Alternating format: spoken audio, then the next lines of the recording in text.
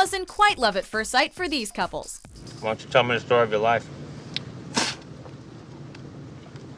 Story of my life? We've got 18 hours to kill before we hit New York. Welcome to MsMojo, and today we're counting down our picks for the top 10 awkward movie couple introductions. For this list, we're looking at big screen characters that would eventually become romantically involved, but whose first interactions with each other were less than romantic. Hannah, can I buy you a drink? No. You say no a lot, don't you? No. Oh boy. Permission to approach. And since we'll be discussing multiple movie pairings, here's your spoiler alert. I am fully aware of your reputation, and there's no way you're getting that. No. Getting what? You know. The sex, that's not gonna happen. Number 10, Veronica Corningstone and Ron Burgundy. Anchorman, The Legend of Ron Burgundy. Hello. Hello. There's Coming on Too Strong, and then there's Ron Burgundy.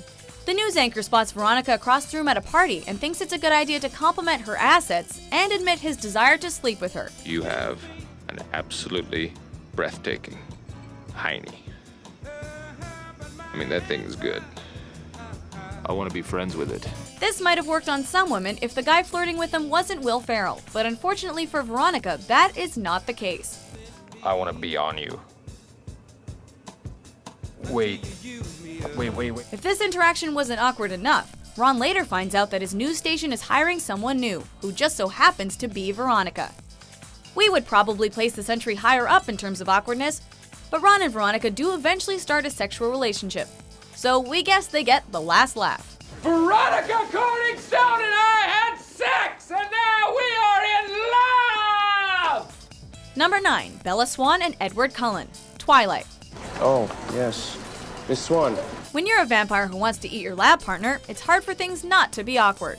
Edward Cullen, the world's favorite sparkly vampire, or least favorite depending who you ask, is trying to be a normal high school boy. But things get complicated when Bella Swan moves to town and walks into his biology class. Welcome to the class. Here's your stuff, okay? And I got a seat for you right here, so come over. The last one, so just follow along to you. Everyone knows the scene we're talking about. A fan sends Bella's scent towards the vamp, and he looks like he just smelled something foul. Then the rest of the class is spent with the two engaging in an intense staring contest.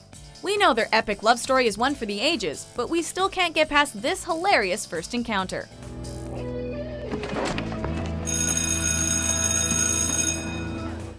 Number 8, Hannah Weaver and Jacob Palmer. Crazy Stupid Love. He is funny. He looks like a carrot, honey. Who looks like a carrot? While Ron Burgundy's blatant honesty about wanting to sleep with Veronica made him come across as creepy and gross, Ryan Gosling's gorgeous Jacob Palmer pulls the same move and makes it work for him. Hi. Who looks like a carrot? Conan O'Brien. My friend, Hannah here thinks he's sexy. That's weird because I think that your friend Hannah is really sexy. Oh my God. Why? Because he's charming and funny, and well, frankly, looks the way he does. But Emma Stone's Hannah isn't falling for it, no matter how thick Jacob lays it on. And eventually his insistence that she's attracted to him becomes a bit embarrassing. Don't you think you're a little old to be using cheesy pickup lines? Objection. Leading the witness. The embarrassment eventually wears off, however, because Hannah can't lie to herself forever, and does indeed go home with him another night. Who can blame her, though? You!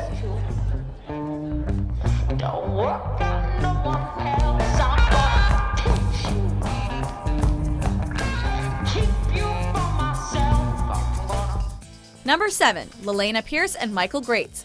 Reality Bites.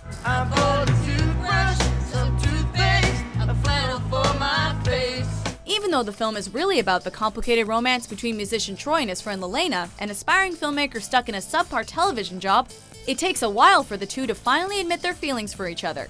It's during this time that Lelena dates Michael, a man she meets after flicking her cigarette into his car window and causing him to crash. Jesus! Michael, don't laugh at me. What? No, I'm in an accident. It's an unfortunate way for two people to meet, but hey, it could have been worse. Most people involved in a car accident end up exchanging insurance details, not phone numbers. Are you religious?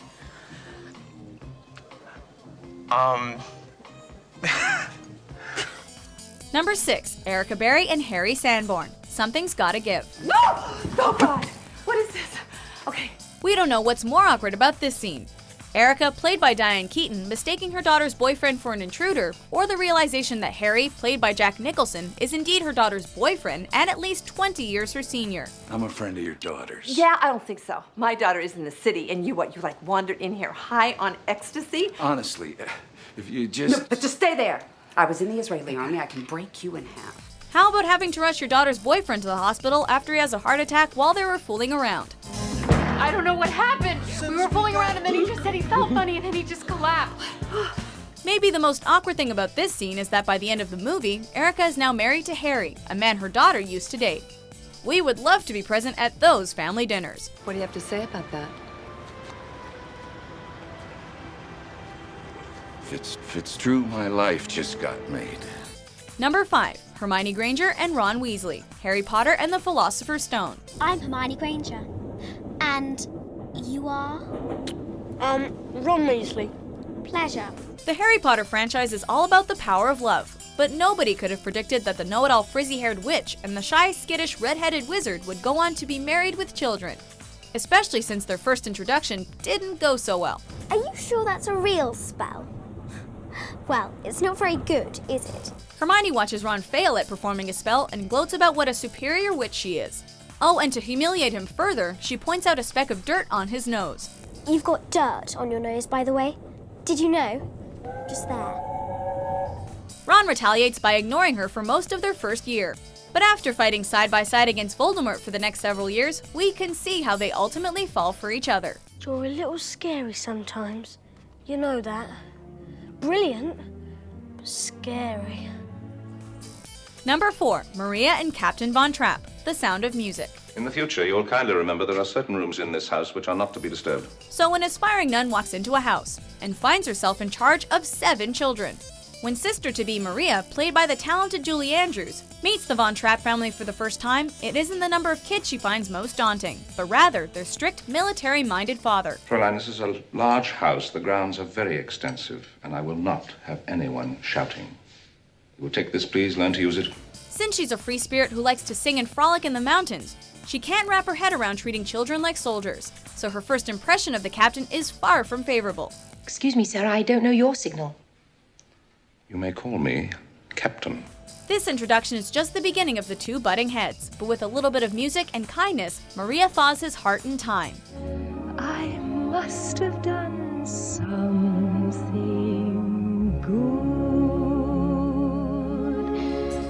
Number 3. Princess Leia and Han Solo, Star Wars Episode 4, A New Hope. Who is this? What's your operating number?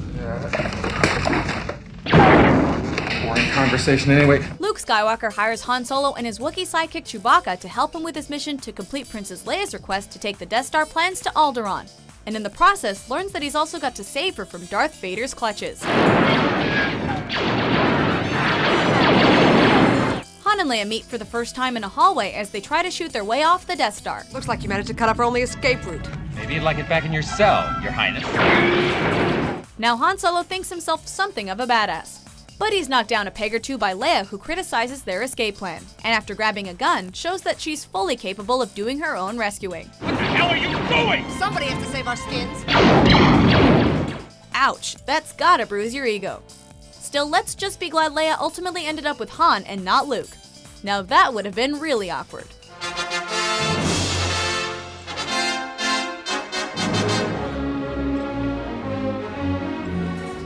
Number 2. Sally Albright and Harry Burns, When Harry Met Sally. I have it all figured out. It's an 18-hour trip, which breaks down into 6 shifts of 3 hours each, or alternatively, we could break it down by mileage.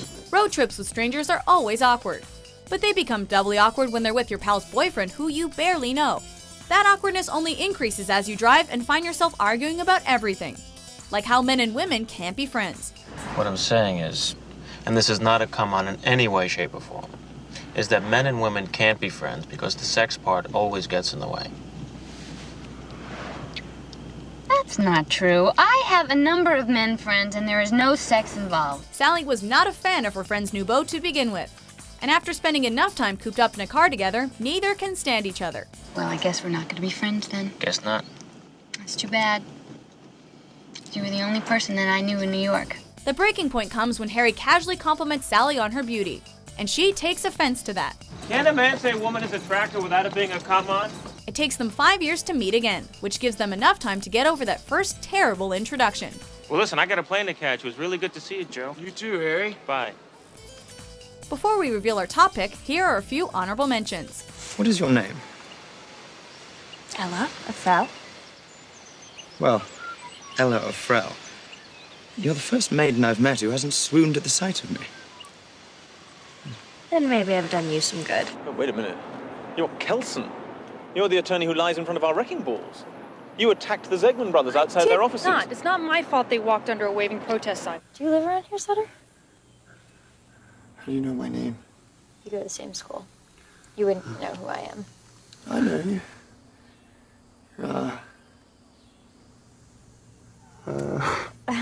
I'm Amy. Amy Finnicky. That's what I was going to say. Nice to meet you, Amy. Number 1, Elizabeth Bennet and Mr. Fitzwilliam Darcy, Pride and Prejudice. How good of you to come. When Mr. Darcy first walks into that assembly hall with his friend Charles Bingley, he sets his eyes on Elizabeth Bennet, played by the lovely Keira Knightley.